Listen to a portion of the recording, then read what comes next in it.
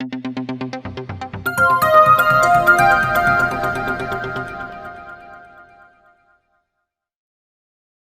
اور بہنیں، ہم آج جمع ہیں۔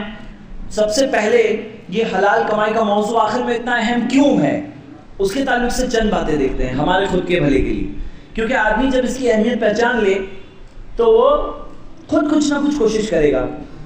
اگر حلال کی اہمیت لوگ سمجھ لیں، صرف پہچان لیں کہ حلال کیوں اتنا اہم ہے، تو لوگ خود اس تعلق سے بھاگ دوڑ کر لیں گے، خود اس تعلق سے کچھ نہ کچھ کوشش کریں گے۔ تو آئیے میرے بھائیوں بہنیں، ایک یاد دہانی کے طور پر، ایک ریمائنڈر کے لیے ہم پہلے اپنے آپ کو یاد دلاتے ہیں کہ حلال کی اہمیت اتنی زیادہ کیوں ہے۔ سب سے پہلی وجہ، یہ حدیث سنن ترمذی میں ہے، حدیث کی سند صحیح ہے۔ پیارے نبی محمد صلی اللہ علیہ وسلم نے فرمایا کہ جبریل نے نفث فی روحی، میرے روح میں یہ پیغام ڈالا، یہ بات ڈالی، مسند احمد میں بھی حدیث ہے، میرے روح میں یہ بات ڈالی کہ کوئی شخص دنیا سے نہیں جا سکتا جب تک وہ اپنے حصے کا رزق حاصل نہ کر لے۔ مطلب جتنا رزق ملنا ہے، جب تک اسے مل نہیں جاتا تب تک وہ دنیا سے جا ہی نہیں سکتا۔ اس کو جتنا رزق ملنا ہے وہ رزق مل کر رہے گا۔ تو اللہ کے رسول محمد صلی اللہ علیہ وسلم نے فرمایا فَاجْمِلُوا فِي الطَّلَبِ، تو اچھے ہی طریقے سے حاصل کرو نا، جتنا رزق ملنا ہے اتنا ملنا ہے تو اچھے ہی طریقے سے حاصل کرو۔ میرے بھائیوں اور بہنیں، آپ سب کے سامنے میں ایک بات رکھ رہا ہوں آج کی اس شام، اور وہ بات ہے کہ شیطان کہتا ہے کہ میرے راستے پہ چلو فائدہ ہو جائے گا، میری بات مانو مالدار ہو جاؤں گے، مالا مال ہو جاؤں گے، پیسے ملیں گے۔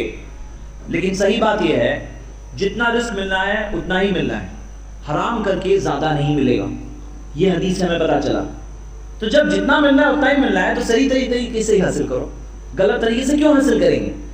اب یہاں پہ بات یہ آتی ہے، کئی بار زندگی میں سامنے دکھتا ہے کہ حلال کروں گا تو 10,000 کمائی ہوگی، حرام طریقے سے کروں گا تو 1,00,000 روپے آتے دکھ رہے ہیں۔ ہوتا ہے، ہاں یہ ہوتا ہے زندگی میں۔ بنی اسرائیل کے ساتھ ہوا، جو دن ان کے لیے منع تھا اسی دن مچھلیاں اوپر آ رہی ہے۔ اب ہمارے ساتھ ایسے بالکل یہی شکل میں نہیں ہوتا، لیکن دوسری شکلوں میں ہوتا ہے، جو چیز منع ہے وہی سامنے آ رہی ہے۔ اب اللہ کے رسول محمد صلی اللہ علیہ وسلم نے کیا فرمایا کہ فَاجْمِلُوا فِي الطَّلَبِ، اچھے طریقے سے حاصل کرو، کیونکہ جتنا رزق ملنا ہے اتنا ملنا ہے، اتنا ہی ملنا ہے۔ تو میرے بھائیوں بہنیں، اب یہ سامنے آنکھوں کو دکھ رہا ہے جو کہ 10,000 یہاں آ رہے ہیں، یہاں 1,00,000 آ رہے ہیں، اس کا کیا کریں گے؟ یاد رکھو قرآن و حدیث میں جو باتیں ہیں نا وہ سچی ہے۔ آنکھوں کو دھوکا ہو سکتا ہے، آنکھیں غلط بول سکتی ہیں، کیلکولیٹر غلط بول سکتا ہے، نبی صلی اللہ علیہ وسلم کی بات غلط نہیں ہو سکتی۔ صحیح مسلم میں حدیث ہے، میں مثال دے رہا ہوں، ما نقصت صدقۃ من مال، صدقے سے مال کم نہیں ہوتا، حدیث ہے، صدقے سے مال کم نہیں ہوتا۔ اب آدمی کے پاس 1,00,000 روپے ہیں، اس نے 10,000 صدقے میں دیے، تو کیلکولیٹر بول رہا ہے ابھی تمہارے پیسے کم ہو گئے، 90,000 ہے، آنکھیں بول رہی ہے 1,00,000 سے 90,000 ہو گئے۔ لیکن نبی صلی اللہ علیہ وسلم نے فرمایا کہ صدقے سے مال کم نہیں ہوتا، تو کس کی بات مانو گے؟ کیلکولیٹر کی بات مانو گے، نبی صلی اللہ علیہ وسلم کی بات مانو گے؟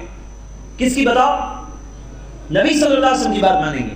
اب یہاں پہ نبی صلی اللہ علیہ وسلم نے فرمایا کہ جتنا رزق ملنا ہے اتنا ملنا ہے، فَاجْمِلُوا فِي الطَّلَبِ، اچھی طریقے سے حاصل کرو۔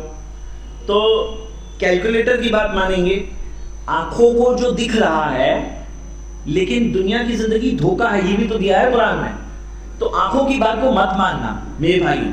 دیکھیے آج کی شام سے یہ اگر یہ یقین لے کر چلے جائیں نا، اور دنیا کی زندگی میں کل جب سامنے ایسے امتحان آئیں گے تو ایک انسان ایمان کی روشنی میں فیصلہ کرنے لگے تو سمجھ لو کہ یہاں ہمارا مل کر بیٹھنا حاصل ہوا، ایک بہت بڑی چیز حاصل ہو گئی۔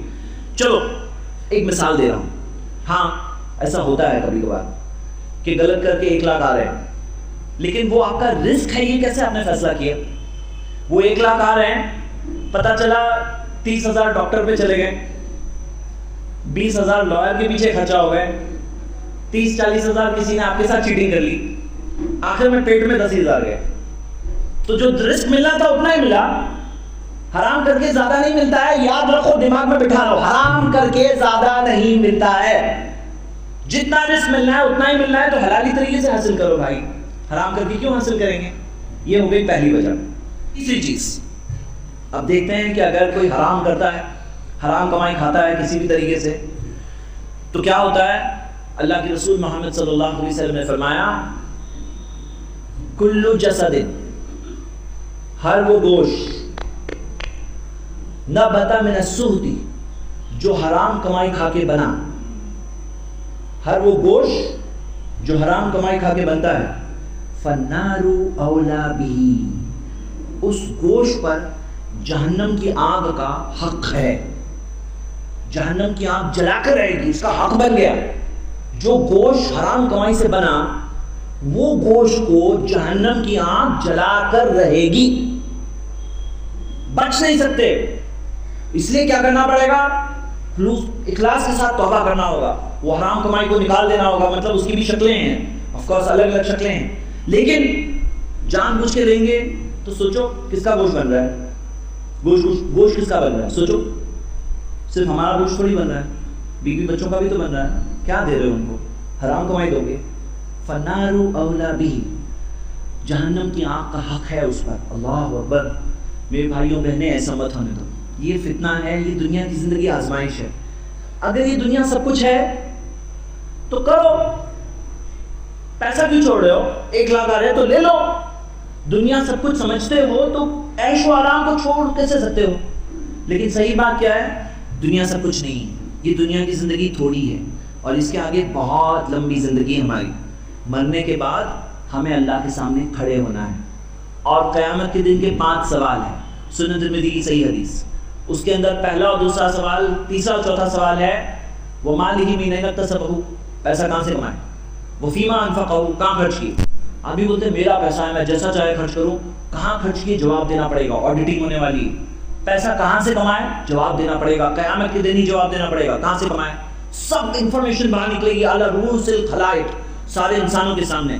تو میرے بھائیوں بہنوں سمجھ لو، یہ دنیا کی زندگی امتحان ہے، یہ اصل بات ہے نا۔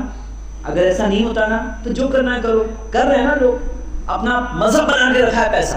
کتنے سارے لوگ ہیں عبادت کرتے ہیں، ان کے لیے پیسہ سب کچھ ہے، پیسہ آ گیا بس آنا چاہیے۔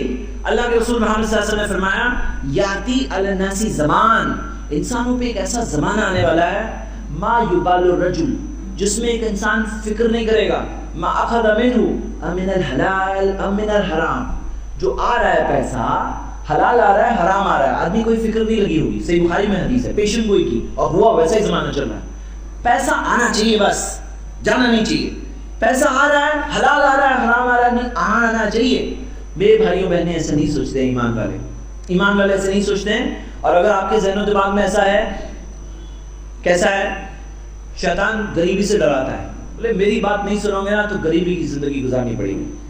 اور لوگ یہ سمجھتے ہیں کہ تقوی والے لوگ تو غریب رہتے ہیں، ایسا لوگوں کے ذہنوں میں شیطان ڈر ڈالتا ہے، بولتے تقوی آیا مطلب غریب رہنا پڑے گا۔